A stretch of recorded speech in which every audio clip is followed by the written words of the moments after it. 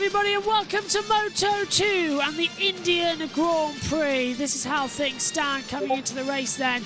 Pole position for Britain's Jake Dixon. Pedro Costa is second. Sergio Garcia third. Zonta van der Gorberg ahead of Darren Binder, Alonso Lopez, Tony Arbolino, Joe Roberts, Somkat Chanchas, Testino Vietti, the top 10 as well. Let's check in with TNT as we ready on the parade lap. From the off, others just with that extra experience have made steps forward. You can see Albert Arenas at the back. I'm not quite sure how he's going to get on today. He dislocated his shoulder back in Misano, missed the race there, and really this weekend for Arenas, with 18 laps in this searing heat of India, that is going to be a tall order for the former Moto3 world champion. They head off on their final warm-up lap before the race. 34 degrees is the air temperature that we're being given down here, but I can tell you, it feels a lot hotter than that with the relative humidity. You're talking about feel, it's what the apps tell you, the actual feel about 42 degrees. Just imagine, then you're strapped on top of a Moto2 Triumph 765. We're on board here with Jake Dixon, who, Michael, I wonder if you've been doing it too, because you don't look too bad having run back from the grid. He's been training in Loughborough University's sauna setup, where they have treadmills inside a sauna, putting doing hour-long stints in this kind of heat. Rather him than me. That is a workout and a half, but obviously it gets the body acclimated to these type of conditions. It's learning how to deal with the amount of sweat that you excrete to keep hydrated. Then I do think the body adjusts, so the more time you spend here, the easier it becomes. And right now, I'm not feeling too easy just running back from the grid, never mind doing 18 laps here on a Moto2 bike. So yeah, it's so hot out there, it is stifling. I'll let you catch your breath and have a little sip of cold water from here in the commentary booth. Aaron Canet struggled in the damp conditions, was unable to get through to Q2. That's the first time this season that Canet hasn't made it through, had a spill as well, and so he'll be working back from 20th on the grid. Tony Arbolino, what's he going to achieve? I think Arbolino looked like he had decent enough pace. Again, I was disappointed in the wet. Normally that's his forte, but it was just slightly drying yesterday for Tony. Well, Jake Dixon lines up on pole position. Pedro Costa leads the title, 211 points to Arbolino on 177. Jake Dixon, 65 points back now, of course. Acosta won last time out in San Marino. So let's see what is going to happen as we get ready for the lights to go out and the procedure to start. It is the Moto2 Grand Prix of India. A very crucial part of the weekend to come into it as well. My camera's gone missing.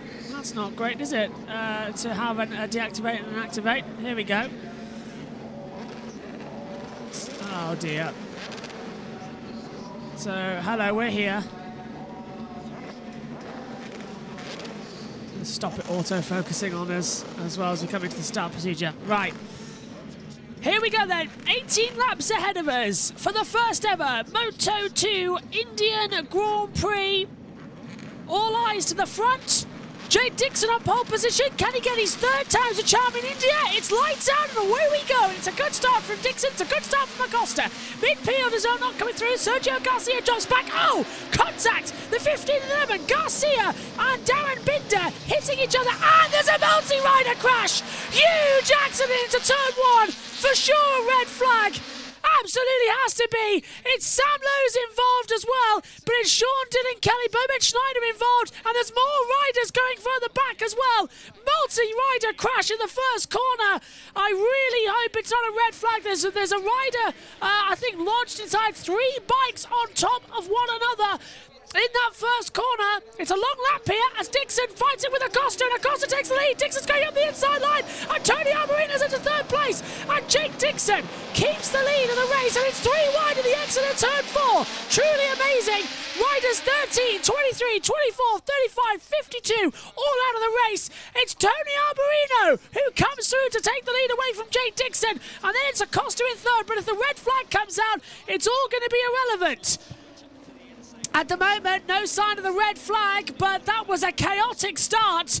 And we're trying to work out it. So Chantra, Vietti, Ramirez, Alcoba, Hadar was well involved in all that. And it was a multi-rider crash at that first corner, the tight right that filters up, and it's a red flag. It is a red flag. The Moto2 Indian Grand Prix has been stopped. There's too much debris down there in the first corner. They've had to throw the red flag. The riders put their hands up to realise Acosta's there, Alberino's there, Dixon goes through.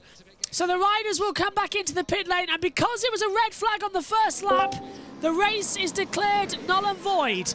So the red flag is out, multi-rider crash at turn 1. Less than 3 laps have been completed, so the race has to be restarted. That was a big one. It was a big one, and multi-rider crash at turn 1 is the reason for the red flag. So it will be a total restart. Let's take a look at it once more. So at the back, look at the 15 and the 11. So the 15 and the 11, so that's Binder who gets hit into by Sergio Garcia. Then look further back, it's a multi-rider crash in the middle of the pack, and it all just Constantina's riders on top of each other and trapped under his legs as well. That's not great. He's got his leg trapped under the bike there, and Chantra actually does go to help him as Ramirez remonstrated with him. But Alcoba, what's the number 52, the light blue bike on the inside, Michael? Yeah, he's tight down the inside, braking quite late, trying to gain places. Unfortunately, that's going 12-lap to race. end up one way. There's no way you're getting out of that when there's 4 bikes side by side. So, oh my God! Naughty from Jeremy, and you could see the obvious frustration from Marcos Ramirez here. He's straight into Jeremy's face, asking what were you thinking. But yeah. So multi-rider crash. The red flag is out. The race will now be rescheduled for 12 laps. Chantra, Alcoba, Vietti, Ramirez, and Hadjar. So Hadar all out of it, and the red flag is called. Multi-rider crash at turn 1. Let's head over to TNT. Going soon. Tiger Hadar, actually, who has raced here before in that 2016 race that Silvan Gintoli mentioned before. He and Chantra were both in the production 600 class, and there is Chantra. One thing I will say, it's not just ride height devices in aero that cause turn 1 pileups, is it? If you want some evidence, that's it right there. So we've just witnessed it. It is it's the nature of the corner, because it folds back on itself. It's really slow first gear. Difficult to judge your braking mark on a regular lap, but whenever you're funneling in there, there's bikes all around you. It's hard to know when to hit the brakes, and you generally have to judge it from the riders in front. Unfortunately, Alcoba was a little optimistic down the inside, trying to gain places. Then the accordion effect. They all come together at the apex, and a collision was inevitable. So it looks like he's going to be able to get back. Whether he can rejoin or not is another matter. I'm not sure there'll be too much damage. His bike was sort of on the bottom, wasn't it, as it slid along. But Alcoba, who has had form for incidents like that in the past. I don't like to say it, but it's true, isn't it, Michael? Just ask Rory Skinner about it. Back in Mugello, but there's been a few over the years. He doesn't like Scotsman, does he? He doesn't. John McPhee came off. Remember the handbags in Qatar? How could you forget? It was a quality bit of remonstration. We found it entertaining in a way, but naughty. Don't like to see that at all. But brought the sport into disrepute. It did. Yes, sorry. Sorry, it wasn't. It wasn't funny seeing two people with helmets on hit each other in the helmet. Yeah. Right, Tony Arbolino will have to do it again, unfortunately for him, because he made an excellent start, hadn't he, Tony? That third row of the grid. He is a good starter. Yeah, he's qualified third, fourth row so many times this season and been in the battle for the podium within a couple of laps, so he had a great jump, but also his spatial awareness in turn 1 was quite impressive as well. So the safety car's gone out to inspect the track down at turn 1. While Loris Caparossi and Tomé Alfonso do that, we'll go to a quick break. When we come back, we'll have a quick restart for a 12-lap Moto2 race, which, of course, will make things a little bit interesting. It might change the dynamic. Stay with us.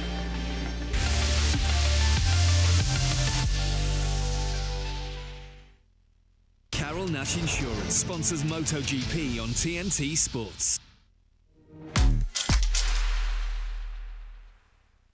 This fighter you speak of, do you really think he has a chance of beating the king? This is the best heavyweight boxer against the best heavyweight MMA fighter.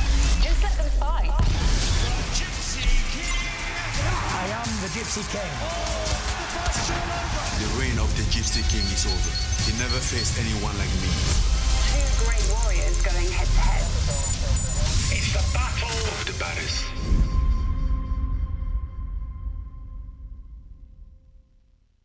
Show the world what it means to be a fan at fanatics.co.uk, a collection of officially licensed fan gear. Fanatics.co.uk, officially licensed everything.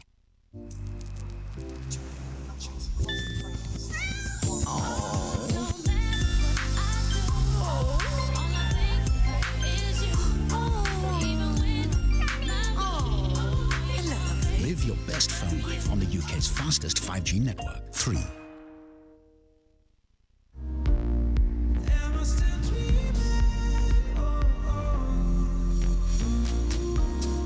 Simba, engineered for sleep. Let Go.Compare help with all your pet insurance needs. That's a bit much, isn't it, girl? Go.Compare! Across the UK, NatWest is helping hundreds of thousands of businesses. Morning, Alison. Welcome to our farm. Welcome to Nonsensical. To start up, scale up, and skill up. So if you're looking to take the next steps with your business... Oh, it's cold in here. NatWest is here to support you every step of the way with tools, resources and expert advice. So what are you waiting for? Tomorrow begins today. Now get 2 years free everyday banking if you open a startup. Yeah, thanks, Omi. Just twigged what that was about. I couldn't hear you, sorry. Apologies about that, everybody. Ad break, but TNT are now actually back, so you just listen to an ad break, no worries. We'll edit that out of the YouTube one. Red flag, quick restart, procedure to follow.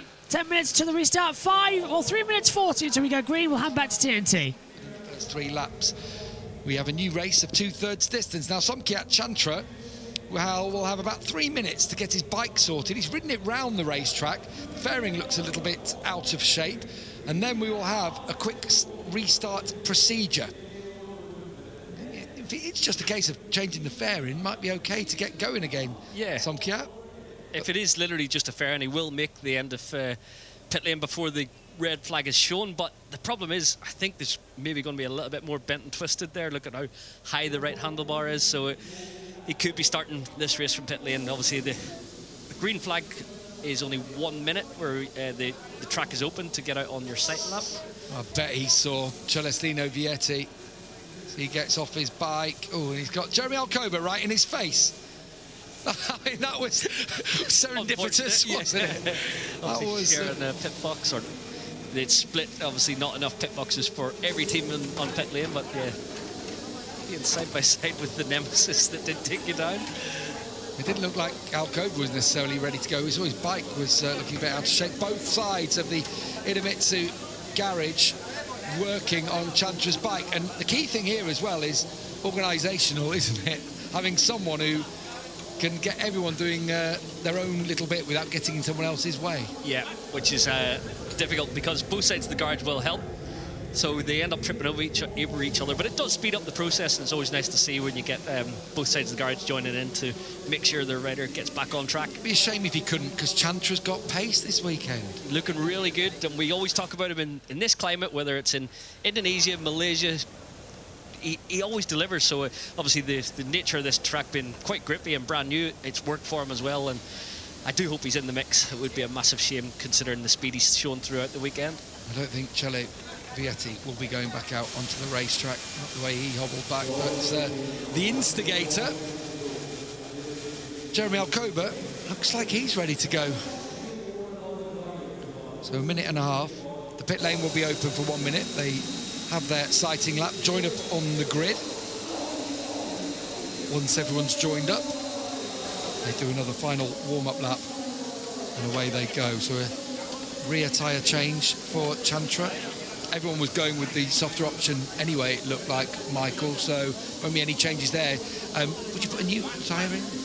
No, I think the Moto2 guys, they do 2 sight laps whenever the pit lane open period is, just to scrub the tyres in well, so I don't imagine anyone will shift to a new set of tyres. And I spoke to Stephen Bickley from Dunlop on the grid, and he said actually they're very safe here. They assumed it was going to be even more abrasive than it is because of the nature of the track. It's a bit more get in, get out rather than side of the tyre stuff, so actually they're all on soft front, soft rear. No issues with wear really. The temperature, it's dealing with it quite well. He said normally in a more humid track conditions the temperature will increase slightly, but front and rear they're very safe, so they're all confident, and every rider on the grid has opted for soft front, soft rear. Frustration from the stop-and-go team. Tiger Haddo has not made it back. Edu Perales looking frustrated. And obviously what will happen here, they will have a chance if Haddo were able to get back now to fix it and even have a pit lane start, which when Haddo was starting down in 19th actually looked good, didn't he? I will say, in the wet yesterday. Yeah, he's had one of his better weekends here at Moto2, and I think the previous track knowledge maybe paying off for him. It's a shame. I do hope he does get it back. Like you say, they've still got a window, almost 5 minutes. It's going to start, well, pit lane opens on the hour, so 2 o'clock they're heading down pit lane again. What a job by Honda Team Asia. They've got Chantra's bike ready to go again. That's great, isn't it? Yeah, just to I thought they weren't going to be able to get it started then when it went a few times on the starter motor.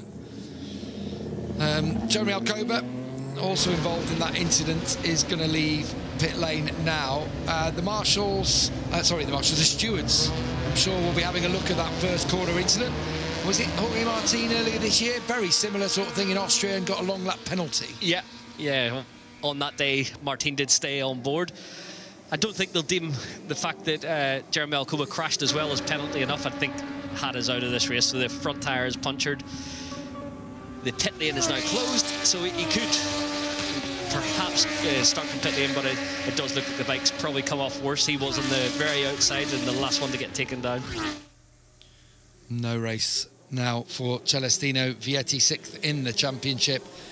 And after a podium at home last time from pole position, the rider who's on his way to the IO team in Moto2 next year will have to sit this one out after all that hard work. Your race ends in the first corner and it's straight onto the plane to Japan. It's a beautiful view out of turns 8 and 9, a little hump and it drops down into 10. I love that section of racetrack. It is nice, isn't it? It flows really through these S-bends as well. It links up so nice, and just using the elevation up over 12, and I think it's they've done Herman Tilke's one of his better racetracks, I would say. Got a question for you now, Michael. 12 laps.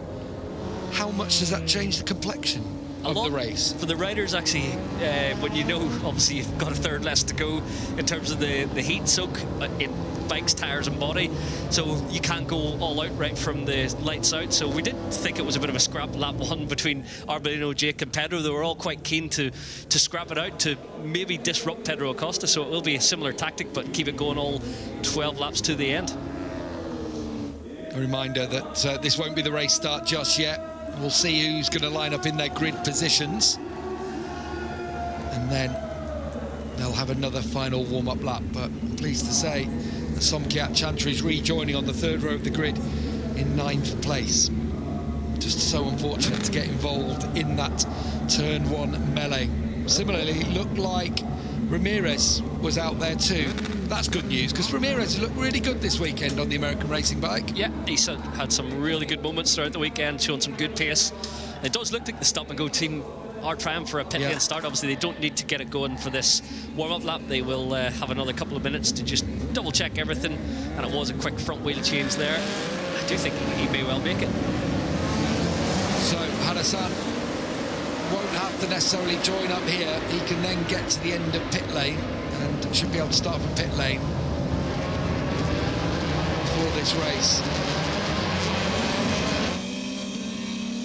Pedro Acosta doesn't really need to do anything too differently on this one. He had a go, didn't he? Past Kurt Dixon fairly comfortably, actually, on that long straight. I don't know if he got a better acceleration out of turn 3, but to be passed before the rise that you can see just under the bridge here, that means you've got some extra kilometres an hour in your pocket. But Jake's cut back to the inside was quite impressive. A little bit of drift, pulled it up nicely, had a look over, made sure there was no contact. Classic block, wasn't it? It was one of those. He levelled him, and that was as far as he needed to go, and was staying there. Just park it. He didn't need to go any more. We thought it might be coming. Jeremy Alcoba, long lap penalty, so he'll have to go through the loop. He's just noticed that on the big screen there by the looks of the double and take. He's not happy. He's not happy. Probably wish he had gone through it and had a go at it on this warm-up lap or one of the sighting laps. If I had been him, I'd have done it, because I'd have known it was coming my way. So, here we go again then, for 12 more laps. at this circuit. Let's see what he's got. About this turn one, you know, it's dangerous. It's just the nature, isn't it? And a lot of turn ones at places we go to have this kind of incident. Yeah, it's fairly normal actually in some racetracks. Saxon Rings one. Barcelona, we've seen it there. It's a longer run though to down to Barcelona. Stretches them out a little bit, but it still funnels in there to well, 90-degree right-hander at turn one. But I think it's just because it's more than 90 degrees here. Yeah. Slows you down a little bit more and does cause the bike still barrel in, chasing the same piece of tarmac. So here we go again then. This time will be for 12 laps of the Bud International Circuit here in India. Double yellows across the line. Jake Dixon once again on pole position. Pedro Acosta alongside him. Sergio Garcia third. Zonta van der Golsberg from Darren Binder. Alonso Lopez, Tony Alberino, Joe Roberts, Somkat Chantra, Justina Vietti, alongside Marcos Ramirez, Sam Lowes, Barry Boltis, Jeremy Alcoba, Ayagura, throwing in the mix Manuel Gonzalez, Philip Salek, Dennis Foggia. Hannah is going to restart this race as well. So let's have another go for Moto2 and the inaugural Indian Grand Prix. Revs are up, green flag at the back. Jake Dixon on pole position. Acosta is second. Let's have another go. We're under starters orders. Away! And it's a good start from Dixon. Acosta is going to have a little bit of a battle with Sergio Garcia. Garcia gets a much better run in towards turn one. Dixon turns in. Dixon in against high-sided. And that's going to run him out wide. Coming in too deep there as well with, guess who? Darren Binder. He always throws it out wide. And now Darren Binder's down to 8th position as well. It's all going wrong. Tony Alberino going down. And Jake Dixon, from that perfect first start, has lost out on the second phase. Not been worked out the best way. Jake Dixon's going to muscle his way back into contention for third position. Sergio Garcia leads. Pedro Acosta in second. Tony Alberino in third, not for long. Jake Dixon taking third. And Acosta looking on the inside line. Late on the brakes in towards turn one. Pedro Acosta takes lead. And now Jake Dixon nearly drops it. Down at turn four. Loses 3 places once again. He's down to 6th. And what's that? There's a multi-rider crash again. Multi-rider crash again, right at the back of the field. So another yellow flag. Will hopefully not have to have another red flag. And it's Aaron Canan who has crashed out this time. So another red flag. Sam Lowes is down at turn 4. He'll get back up. So Sam, it's the teammates. It's the team. Oh, wow. And because Ayagura's out too. Ayagura out too. So it's Canet, Lowes and Agura who have crashed out. Another opening lap accident here in the Moto3 Grand Prix. Sam Lowes has rejoined the race, we're being told by the stewards. And it's just getting worse, all at turn 4. Acosta leads, Garcia second. And Acosta now takes a 43-point lead in the championship to Tony Alberino. Jay Dixon falling to 6th, puts him 80 points behind. And Alberino's going for second. On the inside at turn 14 to Sergio Garcia. And the lead changes hands once more. So Pedro Acosta leads. Alberino up to second. Sergio Garcia holding on for third position and continuing to try and find him in towards turn number 1. He's having a look on the inside line. Can't see much going on right now. And yeah, just a little change, a little gap between the two. So all looking good as they just take it through. And a few little dramas in the background on this second lap. 11 to go. Let's check in with TNT. Now Arbolino in second. He can set about the championship leader. Garcia is second. Lopez, Roberts and Dixon do battle for fourth. It's Roberts on top as things stand. Yeah, Roberts got a good run through there. Alonso Lopez just closed the door on Jake leading onto the long back straight, not able to make the overtake happen. I've seen in the past that Bosco Oscuro's chassis usually good in the hot conditions, but haven't seen that in terms of the lap time so far this weekend. But Acosta is checking out here, Mike. Yep, and Aaron Cannett's entered the pit lane, so he did get going again, but has now gone back to pit road. Omi, are you still there in the backgrounds? Hello. Hello. Yep, what did you make? What did you make of that start? The restart, I should say. Well, they still couldn't keep it clean, so not really surprised, but at least we haven't got a red flag. At least we're still going, and let's hope we keep it clean all the way to the end. Let's have a look. So Aaron Canet, Sam Lowes, Ayagura comes in. There's Oh, it's Canet coming in, hits lows, and Agura just gets trampled at the back as well. Incidents cut investigation, but at least Aaron Canet actually helped Sam Lowe's up with the bike. And Agura, look, I think did he have a separate accident? Because he was ended up so far into that gravel trap to go straight on. So, a shortened race from a shorter race as well. And it is Acosta by 1.4 seconds. Once again, just like he's done so many times this year, he is checking out at the front of this race. And he's 1.5 clear to Alberino already as we cross the line. Lap 2 complete, onto the third lap. 10 laps to go of the Moto2 race here in India.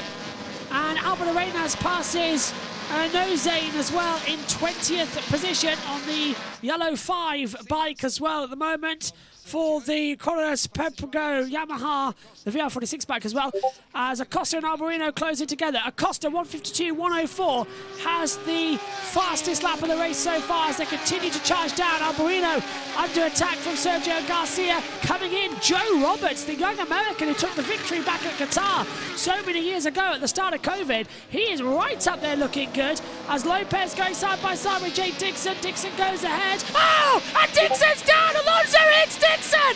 No! No! Not again! Alonso Lopez, the man who crashes into everybody else, hits Jake Dixon, and Dixon is out and looks wounded. Gets up now. Hopefully he's just winded, not wounded, but that was idiotic from Lopez. Dixon makes the move. Great shot. Lopez tries the cutback and then hits Dixon. That is Lopez, 100% his fault.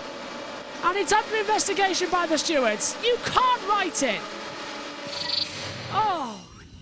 It blows because of it. Dixon's out of the race. Yeah, it frustrates me when I see riders do things like that on various occasions, not own it, not learn from it, do it again and still think that they're not in the wrong. So yeah, that's disappointing from Alonso Lopez. And I'm not just saying that because he took Jake Dixon down.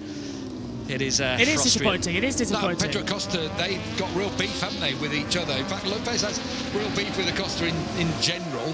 Yeah, that one rumbled after Barcelona. I will say, from Pedro's point of view, he just shrugs it off, doesn't he? Yeah, he does. Yeah, nothing ruffles Pedro Acosta's feathers too much. He is calm in his approach to racing, whether people are having to create a rivalry or having a go at him. Yeah, he's just raises above it. Can I have a word for Zonta van der Gerberg, Michael? Up to fifth. Up to 5th place now, ahead of Darren Binder. But Darren Binder and he have started really well here. Barry Baltus into 7th place. Yeah, Zonta's having a brilliant weekend. Good speed. Sounded confident on the grid. He knows that he's got the rhythm this weekend, and because it is a brand new track, it just gives him an opportunity. So we talked about it over the practice sessions, whether Zonta will get a place to remain in Moto2 next season. Ooh, that's nice. No further action from the stewards on that one. Wow. Lopez and Dixon. No further action. That's wrong. Yeah. Wrong decision in my book. I don't know. I'll bite my tongue on that one because I don't agree. It's a race. It's one of these. It's a race. We've talked about it, haven't we, in Moto3 with incidents. No, it's not a racing incident. That's a deliberate. It's a game of opinions in this situation, subjective on these things, and the stewards have deemed it a fair incident.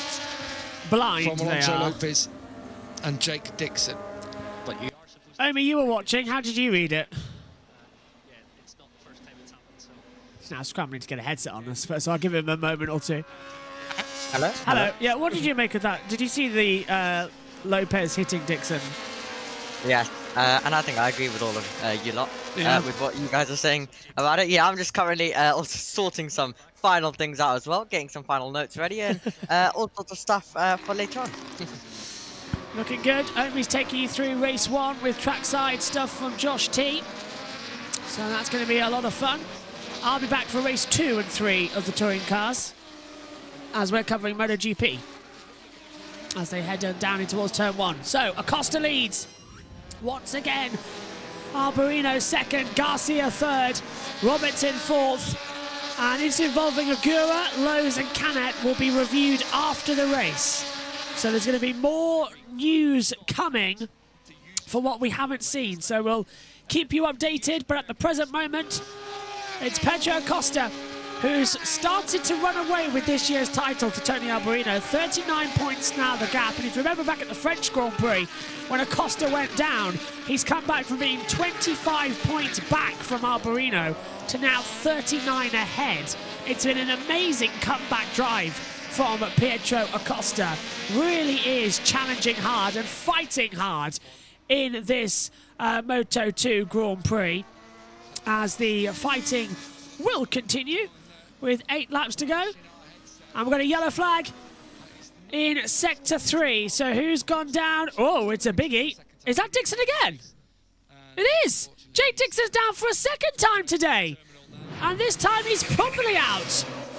So turns it in at turn 12, hits the bump, the bike unsettles at the front and Dixon goes down. Well, the bike was already damaged, but Dixon for a second time today going through the gravel trap. And he is now 100% out of the Indian Grand Prix. And Sam Lowe's rejoined, but is down in 22nd place. So not a great day for the Brits on our point of view, after looking so promising and qualifying with Dixon taking pole position. Being taken out is not his fault.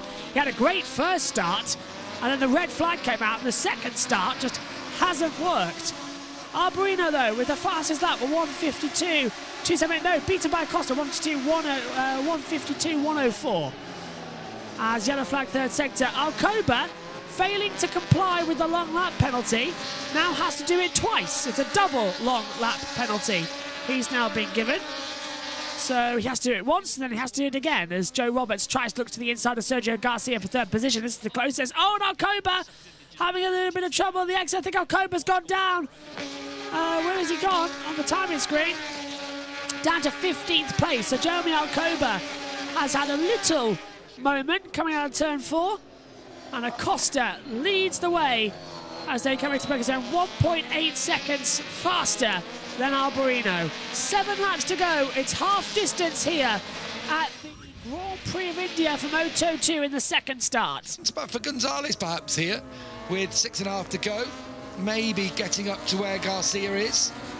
Yeah, possibly. He's in such good rhythm throughout the weekend. He's going to have to work hard to bridge the 2.2 second gap between the back wheel of, or the front of Zonta and actually the back of Garcia, but he's got the speed to do it. Great from Darren Binder, isn't it? I mean, he fractured vertebrae in his back in that incident in Austria. He crashed in front of Sam Lowe's. Again, Sam Lowe's hit him. Another one where Lowe's is just not at fault, but Binder was, it could have been so much worse. Yeah. And the fact he's come back after just a couple of races and he's running in 7th, that's excellent. It is good to see, obviously. Darren's still not, he's not had a good clean run at it this year. No. Moving to Moto2, coming back from MotoGP, it's going to take some time to figure out these bikes and tyres. Everyone thinks MotoGP is the hardest class, but sometimes figuring out the Cadillac chassis, the Dunlop tyres, it takes a little bit more time. So Darren will actually welcome the move to Pirelli's next season. He's staying put with the Dynavolt team, or the Intact GP team, should we call it. And I think he'll be a class act in Moto2 once he gets his teeth into it. But it's been a bit of a baptism of fire this year with a few injuries and a lot of time on the couch, as he said. But good to see him back up in the mix here this weekend. After a bit of pressure, Joe Roberts just trying to keep tabs here. We see the twitch there as he applied the throttle coming out of turn 3. That will cost him all the way down this long 3/4 of a mile straight. Just to go further back through the order, you've got Garcia, then Roberts. See the gap just opening ever so slightly there. He lost half a second actually with that moment. Then Zonta van der Gerberg doing an excellent race in 5th place, but Manuel Gonzalez is faster than him, faster than Roberts, faster than Garcia in 6th. Ahead of Darren Binder. Barry Baltus having a good one. So is Marcos Ramirez on the American racing bike in 9th. Philip Salac rounds out the top 10. Then it's Foggia. Aldeguer disappointing this week. And Nissan Guevara. Guevara's doing really well, Gav. Sean Dillon Kelly on the forward bike, having a really good weekend. Into the points on it. And Jeremy Alcoba in 15th. I think he's done one of his long lap loops, because he had a lap that was 3 seconds slower. I got to say, you just mentioned Sean Dillon Kelly having a good weekend, but moving to the forward machine, it's definitely the unfavoured one in the class, especially in comparison with the Calyx. He's actually, I think, riding it better than he did the American Racing Calyx machine. So in the points, right in touch with, Alcoba's with him now on track, but Arenas behind him a couple of seconds. He's not too far away from Guevara and Aldeguer up ahead. So yeah, it's a good weekend. When I spoke to Gonzalez right on the back of Zonta van der Gulsberg coming into the last corner as well. So they're fighting hard over 5th and 6th position. Great to see these two up there. And in Joe Roberts as well. Great to see all of them up in the top 5. And Sergio Garcia, who was so competitive in Moto3 in previous years, has struggled a lot in Moto2, but on the podium at the moment and looks to be doing really well.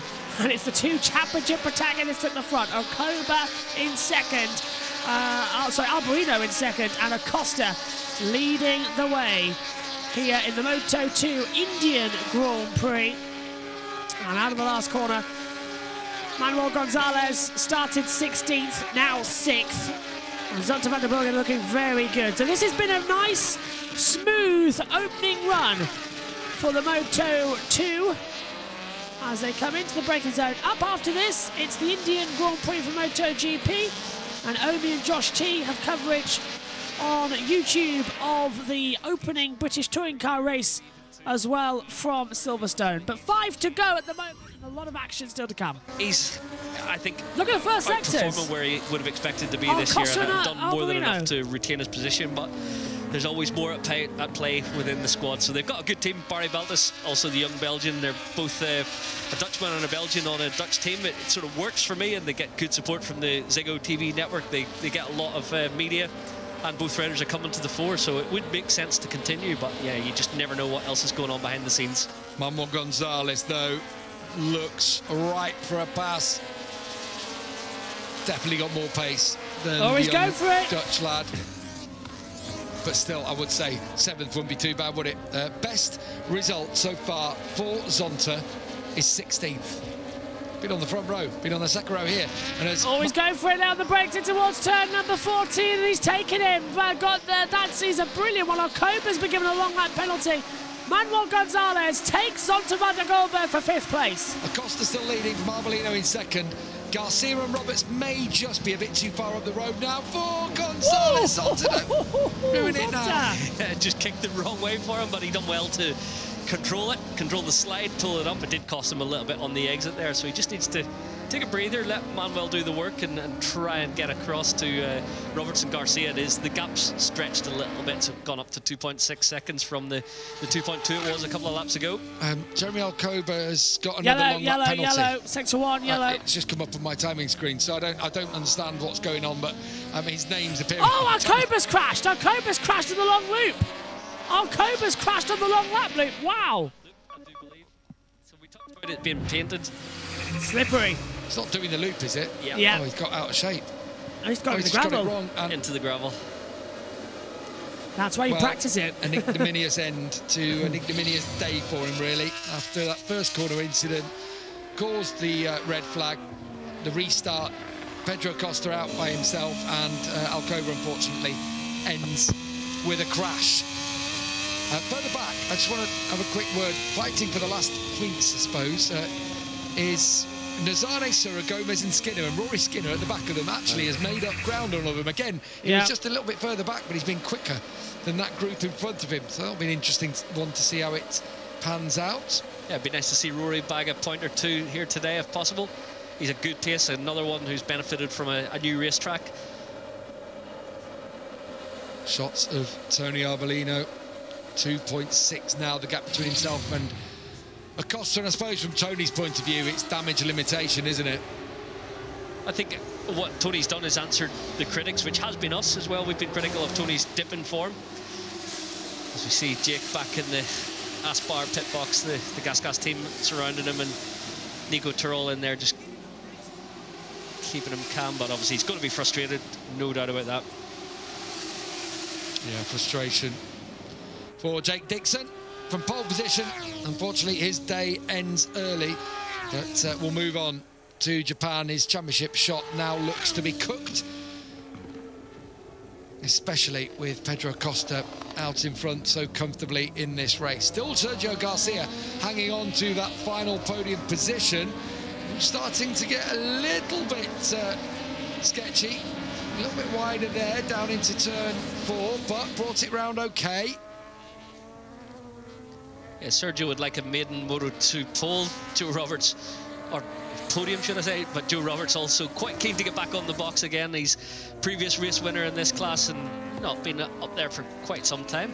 I'm trying to think when Joe's last podium will have been. Will it be Mugello last year? We had the victory in Portimao last year, but that was ahead of Mugello, wasn't it? I think it was Mugello. Was it? Yeah, oh, look at Joe Roberts trying to get Garcia. Garcia's making loads of errors coming to the part of the track now. We're actually seeing Garcia starting to find the rhythm, starting to get into the gist of it, and hopefully can do something about it. As again, a few little contact maneuvers. Joe Roberts has got a great exit coming out of turn 13 into the turn 14. He's going to try to go around the outside into the right-hander. Well, hasn't worked out. Left-hander, sorry.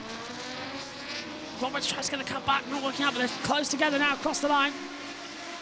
Acosta by 3.3 seconds to Alberino, and then these two fighting back 2.4 seconds behind them. Good stuff. Good battle, good race between these lot. It's been an atypical Moto2 race, to be fair. Not much going on further back by the red flag at the start. Nothing much happening. So you just got to go sort of leave between it all and just sort of accept the undefendable, well, not really the undefendable, just got to accept what's going on, really. The crazy, twisted chaos race we've seen so far as they approach the braking zone in towards turn number 4. And Roberts closing in on the back of Garcia, can't find a way through. Doesn't quite have the braking prowess that he has at this stage. Yeah, Sergio's definitely deeper on the brakes, but looks to me like Joe's better through the middle of the turn. He can roll it right through the apex car, maybe 2-3 kilometers an hour more, but in the S's perhaps then? Yeah, it is hard to pass someone who's so deep in the brakes to make the overtake happen and not cost yourself time, but I think he'd be looking for a way through. Sergio deep again. Oh, Garcia's gone wide! Oh, Joe Roberts on the inside, through into turn 9. Yes! Yes! He's through! Oh, what a fantastic move from Joe Roberts on the inside of Sergio Garcia at turns 9 and 10, and he muscles his way through onto the podium. The American rider is on the podium. America rejoice. There's something to talk about tomorrow now in the Grid Encore show. Fantastic from Joe Roberts, and Sergio Garcia down into 4th position. Last lap, the call of the Moto2 Indian Grand Prix. Pedro Acosta on course to win again and take a 39-point lead in the championship to Tony Alberino. And Garcia's fighting back into turn 1 and takes 3rd place. Roberts gets the comeback and sweeps back into 3rd place. Up to turn 4. Not working out this time. Oh, Roberts was a bit twitchy. Garcia's going to get the better exit now down the long back straight. Is he going to think about a move? It's a bit too tight for my liking, but he can still find the pace. Reeling him in, second by second, into the braking zone for 4. Garcia on the inside line of the right-hander. Roberts has to back out of it. Garcia's going to go a little bit wide. He'll drag Joe with him. Joe stays on the exit and can't get through. So that was a good opportunity for Garcia to take, and he's done it straight away on the inside line. Double took pole, right? Say again? Double took pole, right? Yes. Great. That's touring cars, by the way, just let everyone else know. As they come through, Roberts still closing in. Oh, and Garcia's gone wide at 9 again, and Roberts has gone through. Roberts wheel to wheel at turn 9 and 10 and takes 3rd. Loses out. Garcia immediately pulls the throttle back, goes to the inside line at turn 11 and 12. Spectacular battles between these two. Roberts cuts back. They're nearly touching. Wheel to wheel stuff. Garcia loses the rear tyre. Garcia's going wide, and Roberts will take 3rd place. Joe Roberts will be on the podium for America, but it's Pedro Acosta who wheelies across the line. He masters India in superb style and takes a 39-point point lead in the championship to Tony Arbolino, and Joe Roberts, for the first time since Qatar 2020, will stand on the podium in third. Garcia is fourth, Gonzalez is fifth, Van der Korsberg in sixth, Darren Binder seventh, Bolters eighth, Ramirez ninth. A day of the underdogs here in India. Fantastic! Pedro Acosta wins. What a couple of races that was. Brilliant stuff, brilliant. Wheelies across the line, Pedro Acosta winning, and we've got a crash for riders 5 and 33. So, oh, No Zane and Rory Skinner have crashed at the last corner. What have they've come? They've... Don't know who that was. Anyway, let's have a look on the inside line. So Skinner gonna go side by side. Another Brit going down. That's the third one today. Oh, No Zane. That was Josh T at Silverstone. Oh, No Zane just drops the inside line and loses it. Gets even worse.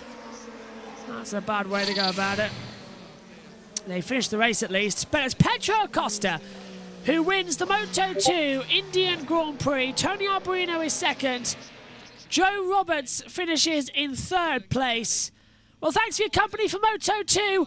We'll be back for the MotoGP race live here on Twitch and on YouTube. And you can join Omi and Josh T over on YouTube for the opening touring car race. Josh T is trackside at Silverstone. Pedro Acosta brilliantly wins the Indian Moto2 Grand Prix. Tony Arbolino second. Joe Roberts is third. The gap in the championship, Acosta now on 236 points and Arbolino 197. 39 points the difference. Thanks for your company. We'll see you next time out. Bye-bye.